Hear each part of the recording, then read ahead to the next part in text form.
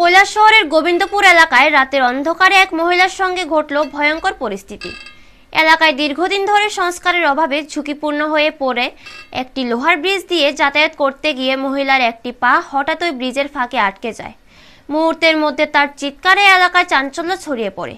প্রতিদিন বহু মানুষ এই ব্রিজটি ব্যবহার করেন, কিন্তু দীর্ঘদিন ধরে সংস্কারের অভাবে এটি কার্যত মরণ ফাঁদে পরিণত হয়েছে। সৌভাগ্যক্রমে স্থানীয় বাসিন্দাদের তৎপর প্রচেষ্টায় মহিলার পা উদ্ধার করা সম্ভব হয় এবং বড় ধরনের দুর্ঘটনা এড়ানো যায়।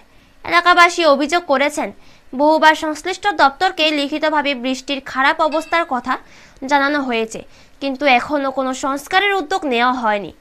বৃষ্টির নিচ দিয়ে একটি ছড়া প্রবাহিত হওয়ায় যে কোনো সময় বড় ধরনের দুর্ঘটনা ঘটতে পারে বলে তারা আশঙ্কা প্রকাশ করেছেন। প্রশাসনের উদাসীনতা নিয়ে প্রশ্ন উঠেছে, বড় দুর্ঘটনার অপেক্ষায় কি আছে তারা? এলাকাবাসীর অভিযোগ তুলেছেন, দ্রুত সংস্কার না হলে ভবিষ্যতে যে কোনো সময় প্রাণঘাতী দুর্ঘটনা ঘটতে পারে।